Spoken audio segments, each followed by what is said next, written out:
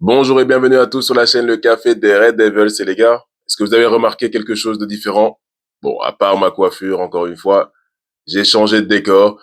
Bon, j'adapte un petit peu, on fait avec les moyens du bord, parce qu'ici, je partage un studio avec ma femme qui fait du maquillage et on essaie de pas marcher, se marcher sur les pieds.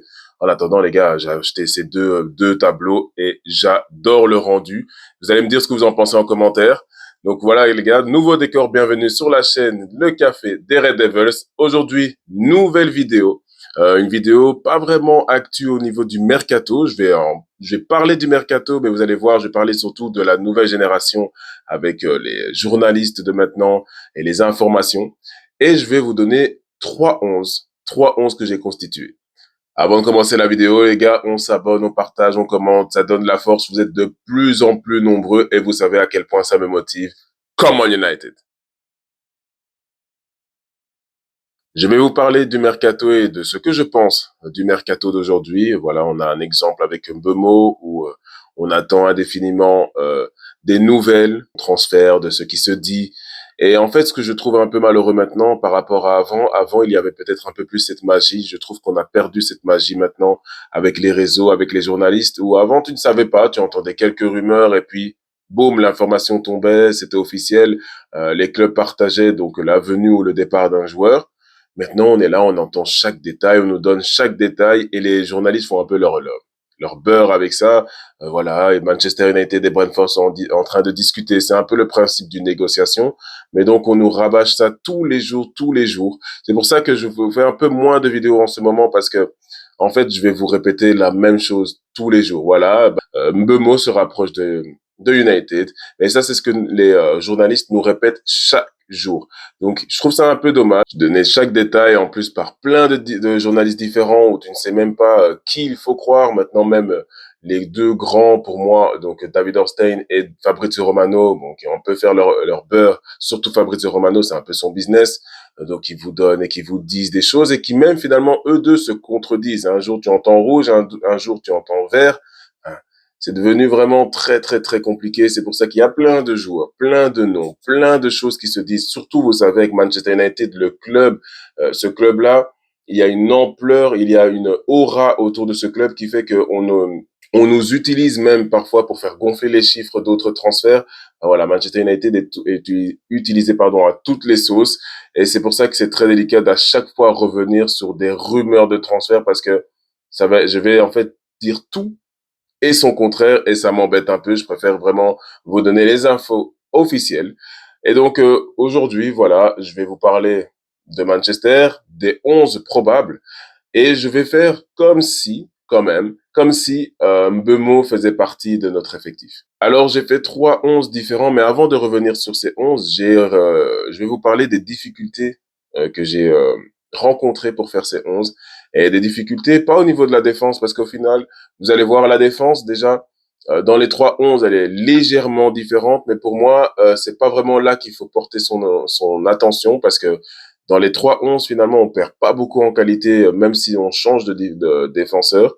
Mais c'est plutôt en attaque et au milieu de terrain, surtout un jeune joueur milieu de terrain, Mainoo. J'ai rencontré du mal à le mettre, à savoir où le mettre dans cet effectif, parce que, est ce que je trouve vraiment étrange, pardon, parce que Mainoo, c'est certainement notre joueur le plus talentueux depuis très longtemps. Il nous a montré des choses exceptionnelles. Il a eu une saison un peu plus compliquée avec Amorim, mais parce que c'est un nouveau système et voilà, il doit aussi s'adapter. Il est encore jeune, il doit encore se former physiquement, etc. Maintenant, on l'a vu, il est en entraînement intensif, il a pris. Enfin, voilà, mais nous, moi, j'attends de lui une prochaine saison, pardon, de haut vol et de haute qualité. Mais j'ai quand même trouvé ça bizarre de ma part d'avoir eu tant de mal à savoir où le mettre. Alors, je l'ai mis dans un un des 3 11 et vous allez voir à quel poste je l'ai mis. Ça ne va pas être super surprenant parce que bon, Amorim l'avait déjà plus ou moins utilisé sur ce poste-là la saison passée, mais il y a une association que j'aimerais bien voir avec lui. Et mon autre problème que j'ai rencontré, enfin problème, c'est au niveau du numéro 9. Et là, vous allez voir dans les 3 11 j'ai à chaque fois mis un numéro 9 différent. Et vous allez voir, je trouve que les trois, en tout cas, j'ai essayé de changer les neufs et j'ai essayé de changer les soutiens d'attaque, donc ceux qui sont juste derrière les 9. Voilà, j'ai essayé de varier un peu avec ça. J'ai un tout petit peu varié aussi au niveau des pistons. Vous allez voir, parce que bon, Diego Leon, on ne l'a pas encore vu, mais j'ai vraiment, vraiment, vraiment hâte de le voir. Hein. On le voit très bientôt, c'est lundi d'après, il me semble. Donc voilà, je vais vous donner mes 3-11. On va décortiquer un par un, évidemment. Et à la fin, voilà, en commentaire, vous me direz lequel vous préférez. Donc, mon premier 11, donc, Onana, Yoro, De Ligt, Aidenhaven. J'ai mis Ahmad piston droit, Fernandez, Ugarte au milieu de terrain et Dorgo piston gauche. Alors, pour celui-ci, devant, j'ai mis Cunha, Meinou, juste derrière Bemo. Voilà, j'ai mis Meinou à ce niveau-là, à ce poste-là aux côtés de Cunha, parce que je pense que leur qualité technique, leur pouvoir de bien s'entendre, de bien combiner, et en plus, ils ont tous les deux cette capacité à garder la balle, ils sont assez solides sur leurs appuis aussi.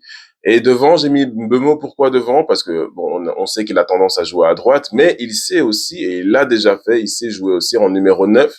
Donc, je trouvais que cette attaque-là, elle est assez technique déjà. Je trouve que ça, c'est un point qu'on manquait énormément la saison prochaine. Elle est assez technique et on a vu aussi les qualités de Meinou en faux neuf. On l'a vu contre Lyon quand il est monté. Donc, ça veut dire que même pendant le match, ils peuvent tourner. Donc, vraiment, Cunha, Meinou, juste derrière Bemo. Moi, je trouve ça super intéressant. C'est pour le moment une des attaques qui me plaît le plus dans les 11 que je vais vous montrer. Avec un Fernandez et Ugarte juste derrière, je pense qu'il y a de quoi faire. Mon deuxième 11, alors j'ai mis toujours Onana dans les cages, Yoro, De Ligt, Martinez, voilà, j'ai mis Martinez, la fois d'avant j'ai mis Aidenhaven. Comme je vous ai dit, pour moi, on perd pas vraiment en qualité. J'aime beaucoup Martinez, mais malheureusement trop fragile.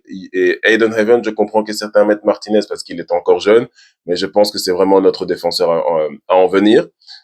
En piston droit, pour celui-ci, j'ai pas changé, donc j'ai mis Ahmad, Fernandez, Ugarte et Dorgu. Par contre, pour l'attaque, j'ai mis Cunha, Bemo et Zirkzee. Alors Zirkzee en pointe, mais il va surtout jouer finalement presque en soutien des deux qui sont derrière lui, parce que il va pouvoir relayer. Et moi, je pense qu'un Zirkzee avec Cunha et Mbeumo, donc des joueurs qui peuvent marquer, ça peut être excellent et il va pouvoir vraiment délivrer des passes décisives. Parce que oui, on a besoin d'un attaquant qui marque. Et je le dis depuis très longtemps, il nous faut un numéro 9 confirmé, un numéro 9 qui sache marquer une vingtaine de goals, c'est sûr. Mais est-ce que c'est pas mieux d'avoir plusieurs joueurs qui peuvent marquer 10-15 goals par saison qu'un seul joueur qui marque 20 goals? Moi, vous savez, le problème à Manchester, c'est toujours mettre une responsabilité sur un joueur. Voilà, Fernandez, c'était toi qui devais créer. Eh ben, on a vu, c'est compliqué. Il a fait du mieux qu'il pouvait. Il a été élu, il a été nommé dans la liste des meilleurs joueurs de PL. Donc vraiment, Fernandez, il a fait ce qu'il pouvait, mais c'était à lui de le faire. Maintenant, il y aura quand même un Cunha avec lui, Mbeumo aussi qui pourront créer. Alors, ça veut dire qu'on soulage un peu ce que l'on demande. On soulage un peu Fernandez, pardon. Et donc, en attaque, oui, notre attaquant doit être notre meilleur buteur. Ça, je suis totalement d'accord avec vous. Il doit être celui qui marque quand même le plus.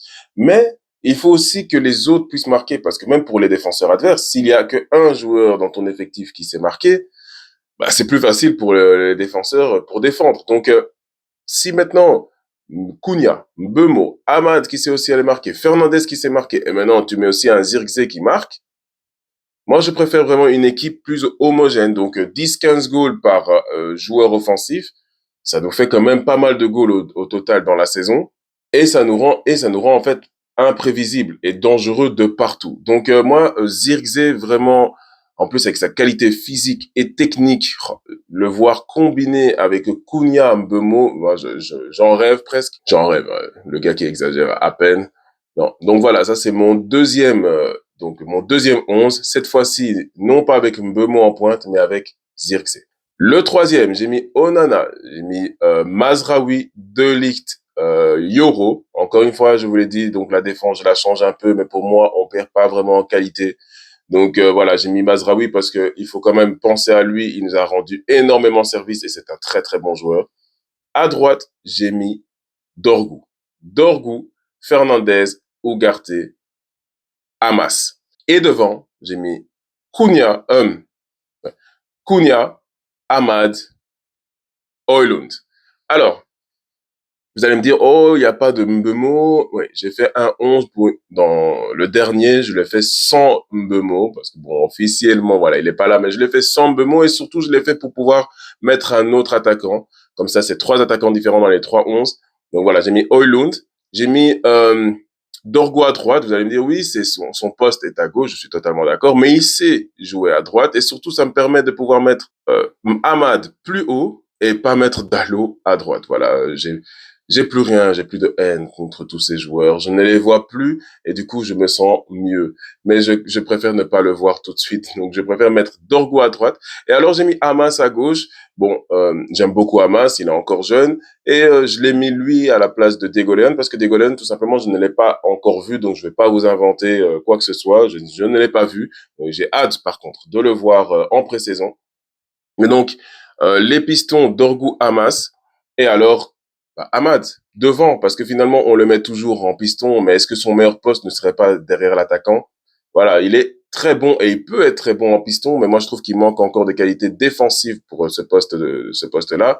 Voilà, parce qu'il est très bon, il est très bon offensivement, mais dans le repli défensif, je le trouve toujours un peu limité. Bon, c'est parce que c'est pas son poste à la base. Maintenant, évidemment, qu'il peut s'améliorer. On a vu des joueurs changer de poste dans plein de clubs différents et devenir et exceller dans des nouveaux postes. Donc, Ahmad peut le faire. Il a la qualité technique pour le faire. Dans l'attendant, voilà, j'aimerais bien aussi le voir de temps en temps un peu plus haut, juste derrière l'attaquant, aux côtés de Cunha, derrière Højlund ou Obi. C'est la même chose pour moi. Voilà, c'est pour vous mettre un numéro 9. J'ai pas vraiment une préférence pour le moment. Mais voilà, Højlund ou Obi. Et juste derrière eux, Ahmad, Cunha. Donc voilà, je voulais vous proposer donc 3-11 différents. Vous allez me dire lequel vous préférez dans les commentaires. Je vous mettrai un commentaire épinglé pour ça. Ou alors, je vous mettrai un commentaire épinglé pour cela. Et voilà, Mbeumo, c'est bientôt fait, les gars. Le mieux, vous savez, c'est de prendre un peu de recul et d'attendre juste les annonces officielles que je vous relayerai immédiatement, ne vous inquiétez pas. Mais voilà, pour le moment, on entend tout et rien par rapport à plein de joueurs et donc, et c'est plein de journalistes différents qui parlent. Donc, c'est vraiment très délicat de tirer et de voir le vrai du faux. Donc, pour le moment, on n'en parle pas. On en parlera plus posément en live, tous ensemble, avec les rumeurs, etc. Voilà, en live, vous savez, on parle, on est comme dans un salon, voilà, dans un café, pardon, café des Red Devils. On parle ensemble, on discute de toutes les rumeurs. Mais voilà, en vidéo, je préfère vraiment vous annoncer les annonces. Donc, vous annoncer les transferts officiels. Donc voilà, les gars, je vous dis à la prochaine pour une nouvelle vidéo. Il y aura donc tout d'abord demain, lundi soir à 20h30, on reprend le live. Je ne l'ai pas fait lundi passé. Ce lundi, on va le faire. Donc, je vous attends nombreux. Et à la prochaine, les gars. On est toujours derrière notre club. Come on, United!